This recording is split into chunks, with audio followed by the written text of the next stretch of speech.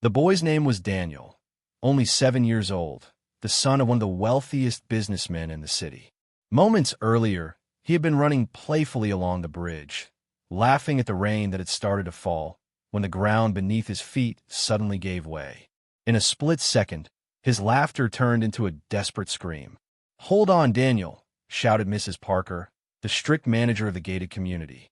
Her voice cracked with panic as she pointed toward the crumbling edge where the child hung, his sneakers slipping on the soaked concrete. The storm was merciless. Sheets of rain hammered down, turning the river into a furious monster. The water below raged like it wanted to swallow everything in its path. The wind howled, bending the trees and carrying away the cries of the terrified boy. Daniel's little arms trembled as he tried to keep his grip, his eyes wide with the raw fear of someone who knew he was seconds from falling. People rushed toward the bridge. Expensive cars stopped, and men in tailored suits and women in designer dresses crowded together, their umbrellas shaking in the storm. These were the city's elite, the powerful, the influential, people who always believed money could solve any problem. But tonight, money was useless. "Call the fire department, quick," shouted one man, his phone already pressed against his ear. "My God, he'll fall any second," cried another. Daniel's knuckles turned white as he struggled, his voice weak. "Help me, please."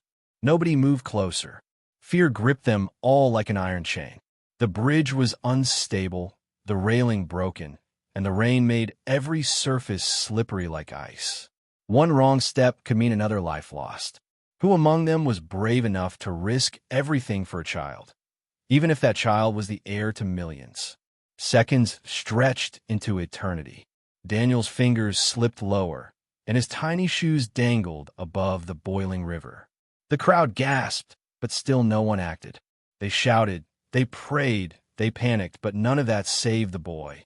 And then, out of nowhere, a figure appeared at the far end of the bridge. She was young, wearing a soaked janitor's uniform, clutching a mop bucket that she dropped instantly when she saw the chaos. Her name was Elena Rivera, a 24-year-old cleaner who had worked in the community for years.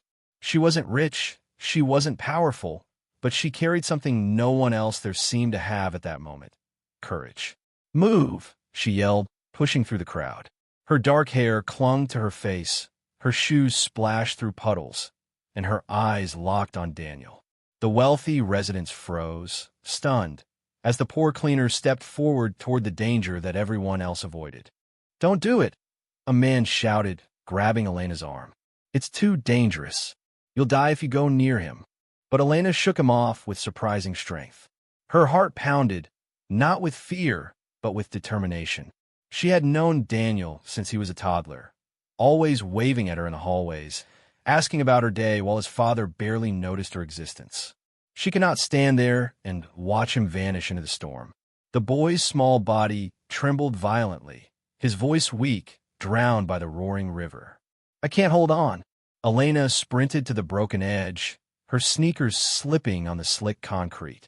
The crowd gasped, some even screamed, certain they were about to watch two lives disappear. But Elena dropped to her knees, gripping the jagged railing with one hand and stretching her other arm toward Daniel.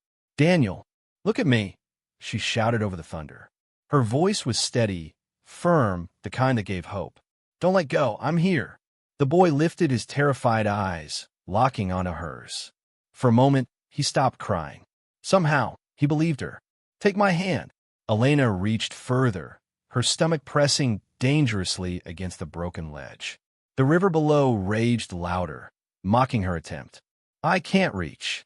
Daniel sobbed, his tiny fingers slipping from the concrete edge. His strength was fading.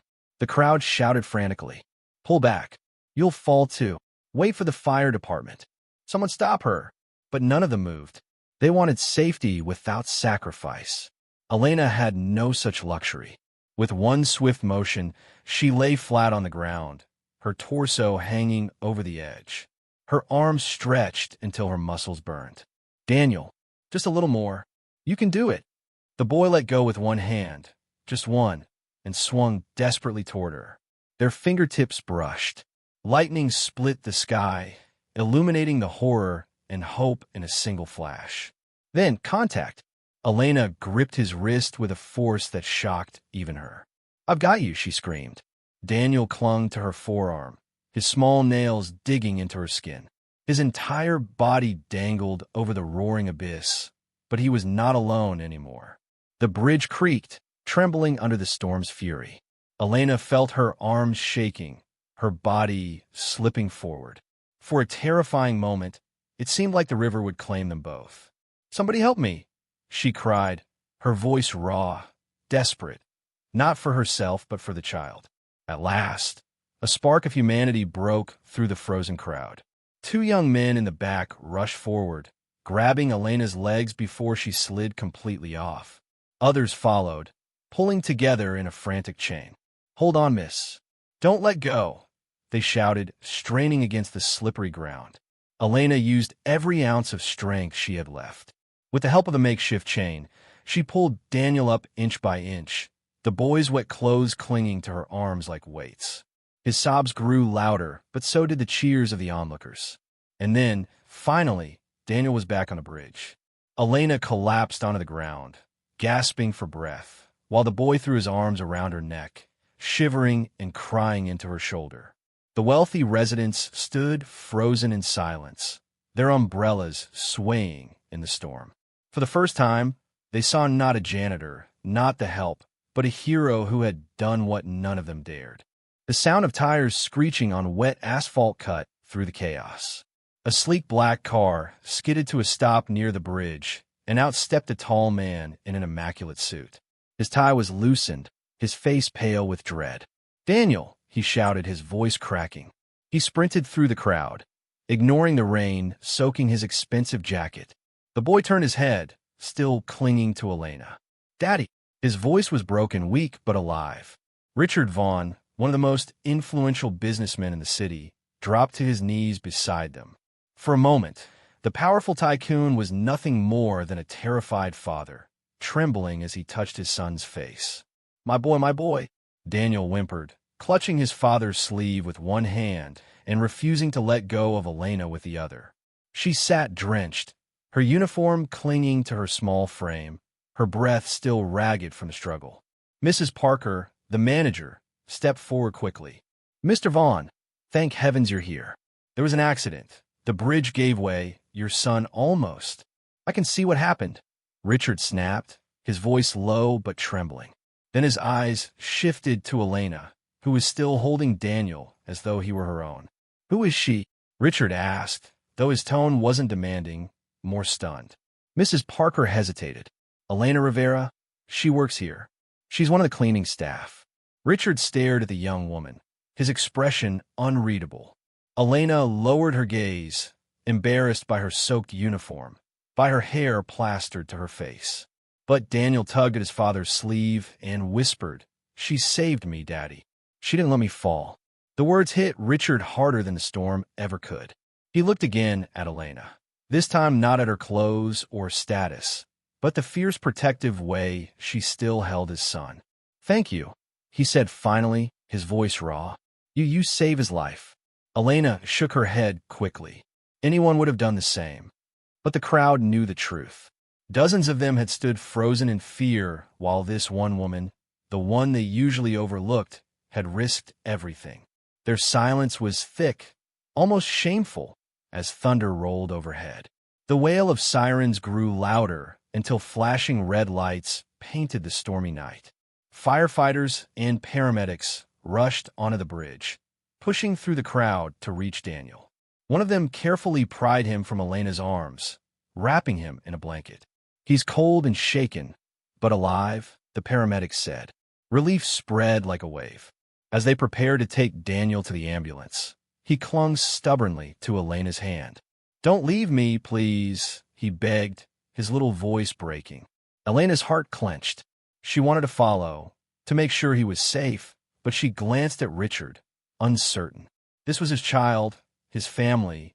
She was just an employee. Richard crouched beside his son.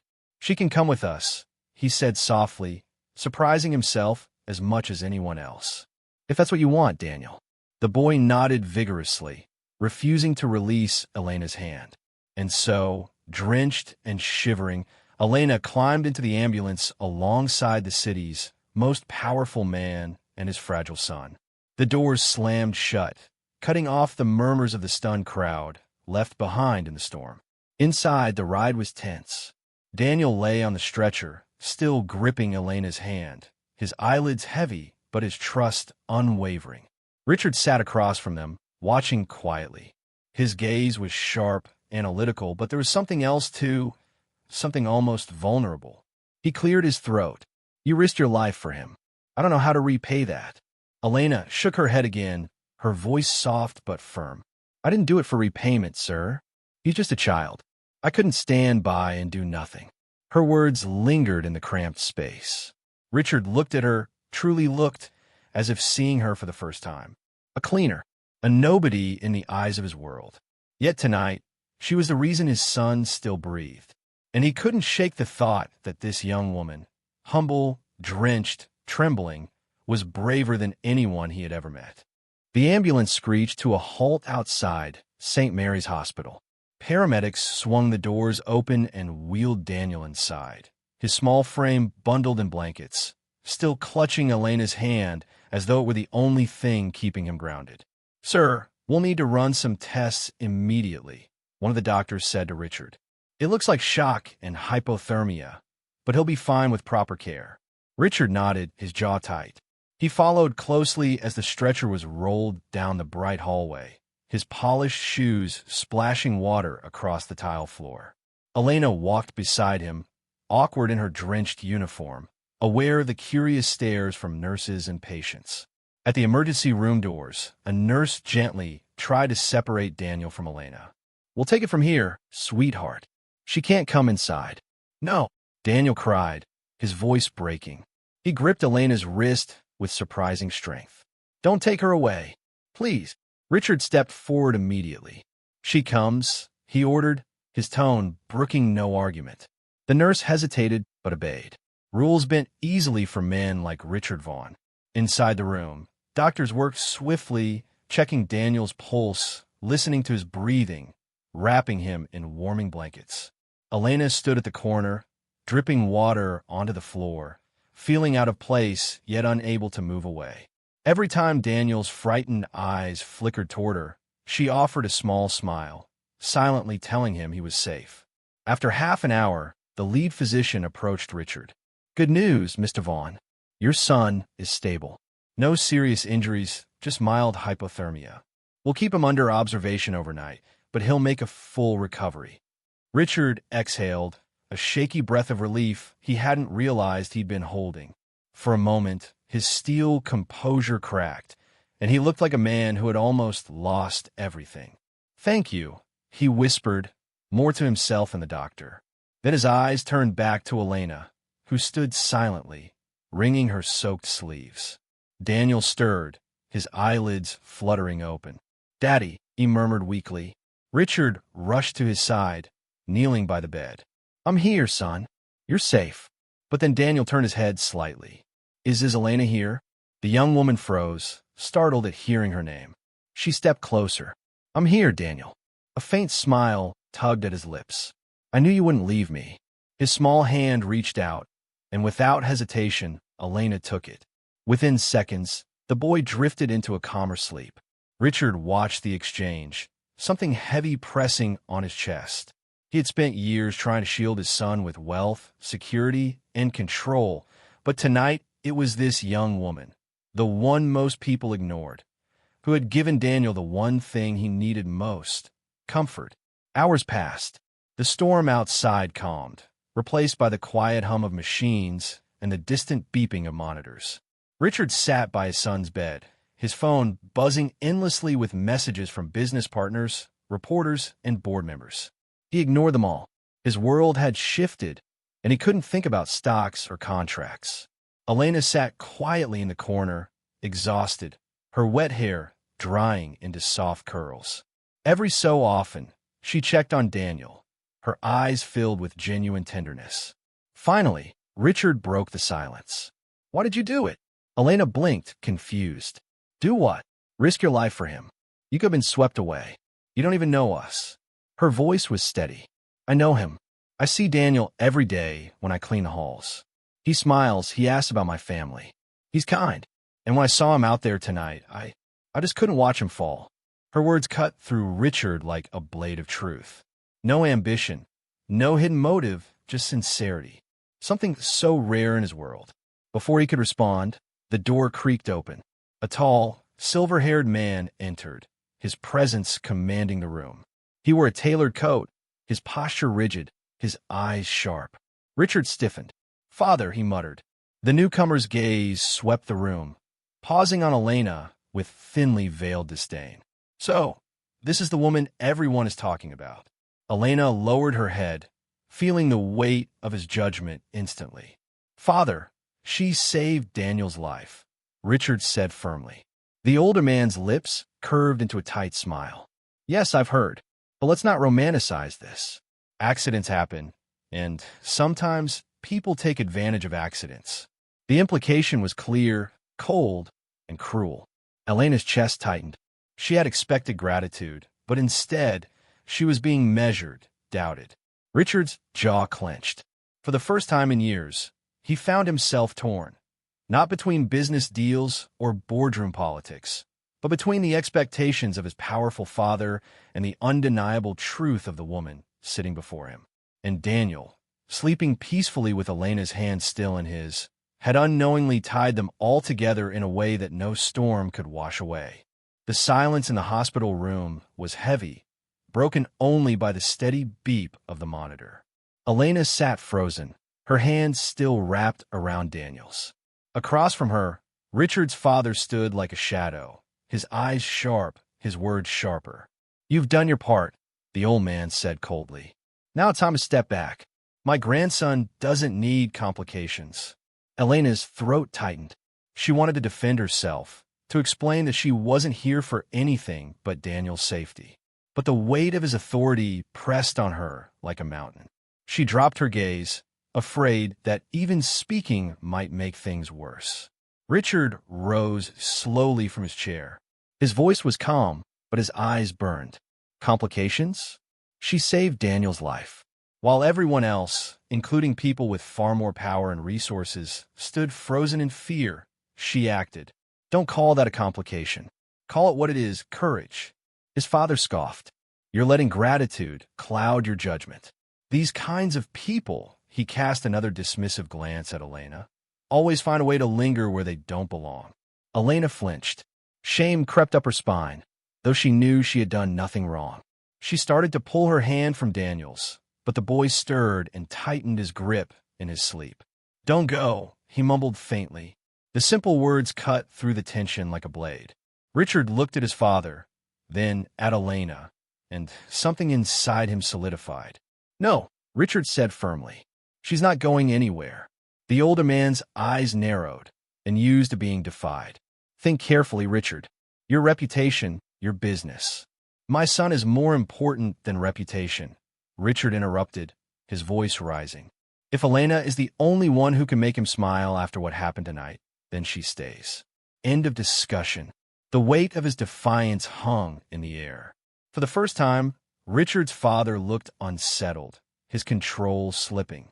He muttered something under his breath and stormed out, leaving the door swinging in his wake. The room fell quiet again. Richard turned toward Elena, his expression softening. "I'm sorry you had to hear that. My father, he's not an easy man." Elena shook her head. "You don't owe me an apology.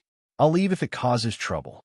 But Richard stopped her with a look so steady, so unshakable, that she froze. "Elena, you risked your life for Daniel. You've already proven you belong in his world. Whether my father likes it or not, that's the truth." For the first time that night, Elena allowed herself a small, trembling smile. Daniel, still asleep, clutched her hand even tighter, as if confirming the bond none of them could deny. And though the storm outside had passed, everyone in that room knew. The Real storm was only just beginning.